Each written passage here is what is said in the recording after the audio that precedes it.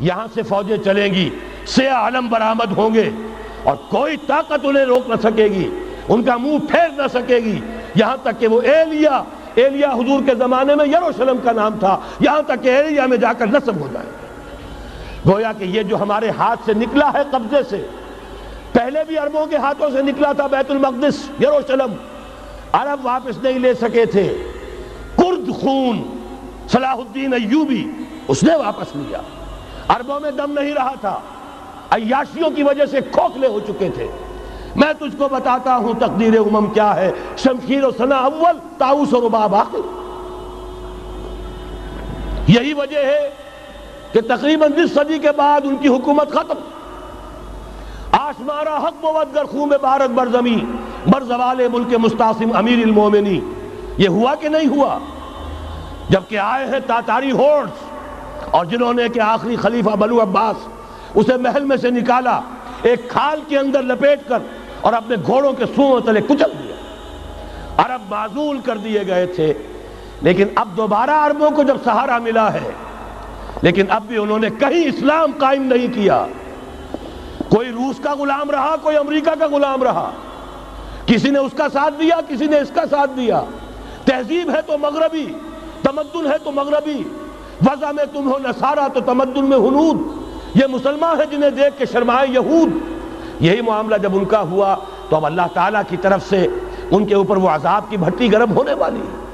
لیکن اس کے بعد پھر یہاں سے جائیں گے وہ جو ان کی مدد کریں گے، اور یہ ایلیا کو واپس لینے والے یہ مشرق سے چلنے والے لشکر ہوں گے. یہ اسی علاقے میں جب انقلاب آ جائے گا، یہ علاقہ خراسان اور پاکستان، جب یہاں نظام خلافت قائم ہوگا، یہاں سے اسلام کی توسیع ہوگی، اور یہاں سے جانب مشرق ہند اور جانب مغرب یہ جو یہودیوں کا سیلاب آ رہا ہے، ان دونوں کا مقابلہ کرنے کے لیے انشاءاللہ العزیز، ورنہ یہ اصابتان جو ہے ایک حدیث میں جمع کرنے کی کوئی اور حکمت ہو نہیں سکتی. ورنہ تو ہندوستان پہ کئی لشکر آئے ہیں، لیکن یہ کہ در حقیقت اسی وقت جبکہ عالم عرب میں وہ بھٹی دہکے گی، اسی وقت یہاں انقلاب آ چکا ہوگا. ایک طرف یہاں سے مدد کے لیے لشکر جائیں گے کہ جو مسلمان عرب جو ہیں ان کی مدد کریں گے، حضرت مہدی کے جھنڈے تلے لڑیں گے، حضرت مہدی کی حکومت کو مستحکم کریں گے، یؤتون للمہدی.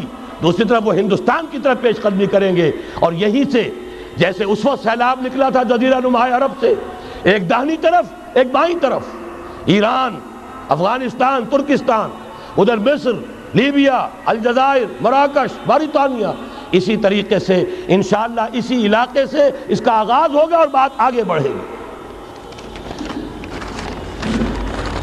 تو غرض اصل حاصل کیا ہے؟ یہ ہونا ہے، پچھلے آثار ثابت کر رہے ہیں کہ ہونا ہے، حضور کی احادیث بتا رہی ہے کہ یہی سے ہونا ہے.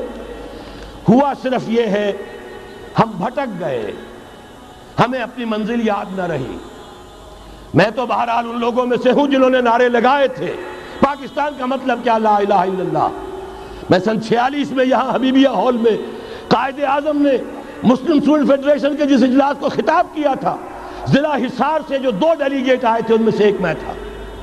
میں نے بہرحال اس تحریک میں بھی حصہ لیا ہے، ایک ننھے کارکن کی حیثیت سے لیا ہے، پھر حالات کو بدلتے اپنے آنکھوں سے دیکھا ہے. ہم کہاں سے کہاں جا پہنچے ہیں.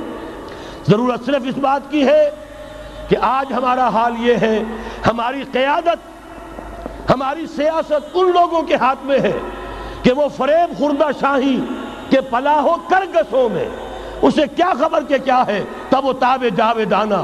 ان کی تہذیب مغربی، ان کی ذہنیت مغربی، ان کی وضاقتہ مغربی، ان کا تمدن مغربی، ان کی سوچ مغربی، ان کے سارے اطوار مغربی.